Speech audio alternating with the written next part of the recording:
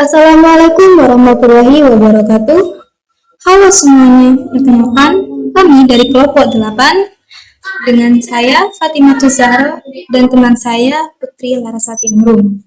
Pada kesempatan kali ini kami akan mempresentasikan tentang pendidikan di era digital dengan mata kuliah pengantar pendidikan.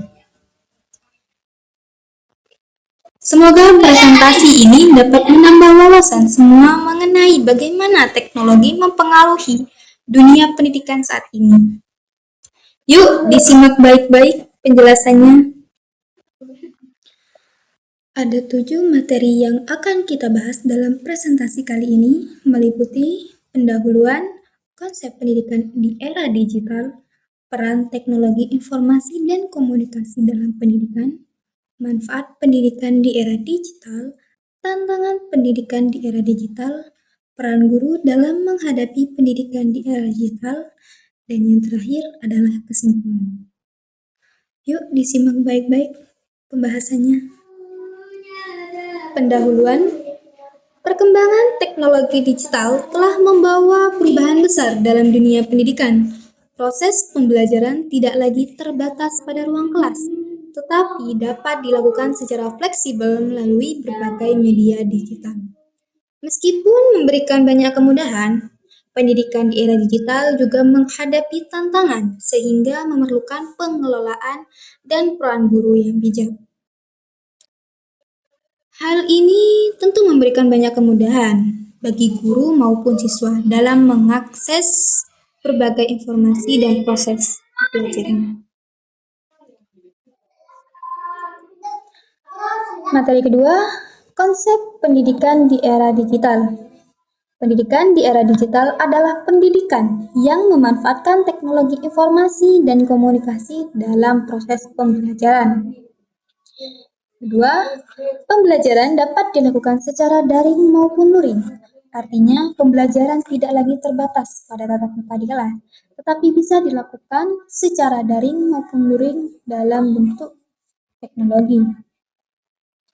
Ketiga, peserta didik menjadi subjek aktif dalam mencari dan mengolah informasi.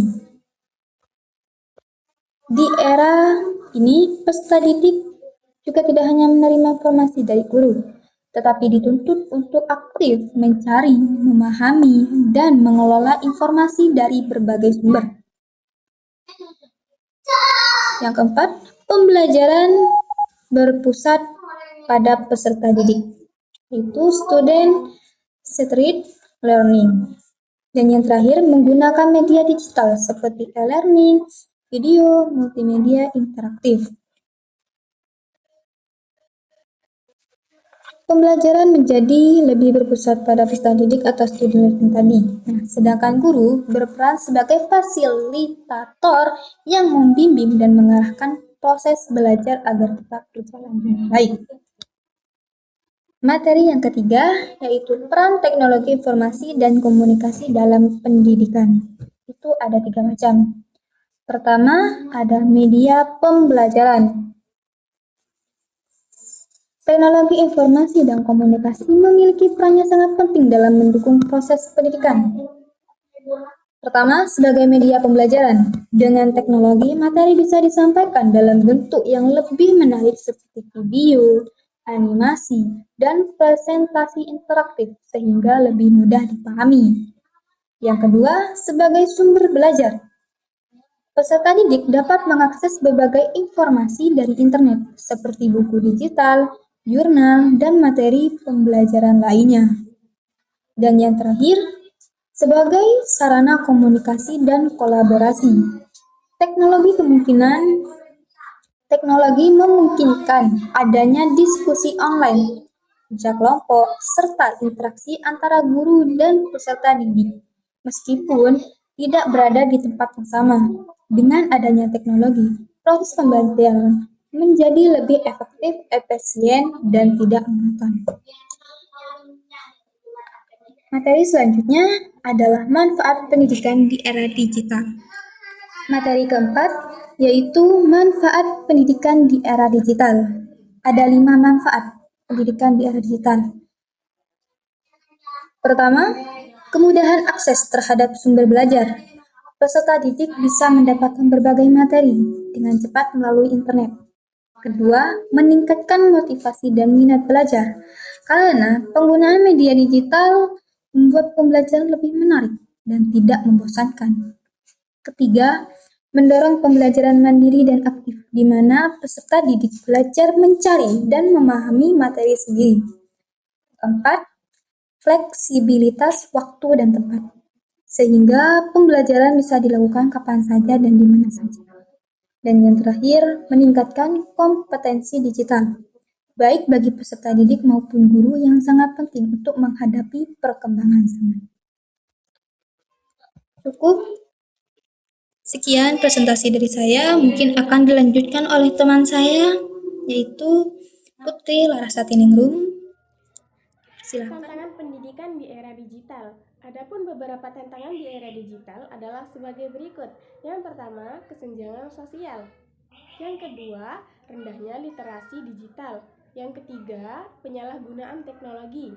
Yang keempat, berkurangnya interaksi sosial. Dan yang kelima, tantangan dalam pembentukan karakter dalam menghadapi pendidikan di era digital. Perkembangan teknologi digital telah mengubah peran guru dari satu-satunya sumber informasi menjadi fasilitator yang membantu peserta didik mengakses, memahami, dan mengolah informasi secara mandiri melalui pembelajaran yang interaktif, kolaboratif, dan berpusat pada siswa.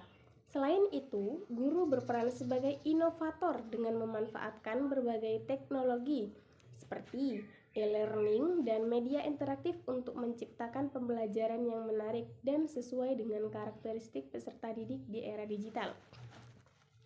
Guru juga berfungsi sebagai pembimbing dalam penggunaan teknologi agar siswa dapat memanfaatkannya secara bijak, serta sebagai penanam nilai karakter untuk menjaga etika dan tanggung jawab. Peran guru di era digital. Yang pertama, fasilitator dalam proses pembelajaran. Yang kedua, inovator dalam metode pembelajaran. Yang ketiga, pembimbing dalam penggunaan teknologi dan penanam nilai karakter kepada peserta didik. Peran guru di era digital. Yang pertama, fasilitator dalam proses pembelajaran. Yang kedua, inovator dalam metode pembelajaran. Yang ketiga, pembimbing dalam penggunaan teknologi. Pendidikan di era digital merupakan dampak perkembangan teknologi informasi yang membantu meningkatkan kualitas pembelajaran. Meskipun memberikan banyak manfaat, pendidikan digital juga menghadirkan berbagai tantangan. Oleh karena itu, guru memiliki peran penting dalam mengelola pembelajaran berbasis teknologi serta menyeimbangkannya dengan pembentukan karakter peserta didik. Pendidikan di era digital merupakan dampak perkembangan teknologi informasi yang membantu meningkatkan bisa menggantikan guru yang hebat. Namun, di tangan guru yang hebat, teknologi sangat transformatif. Cukup sekian dari saya, kurang lebihnya mohon maaf. Wassalamualaikum warahmatullahi wabarakatuh. Teknologi takkan pernah bisa menggantikan guru yang hebat. Namun, di tangan guru yang hebat, teknologi sangat transformatif.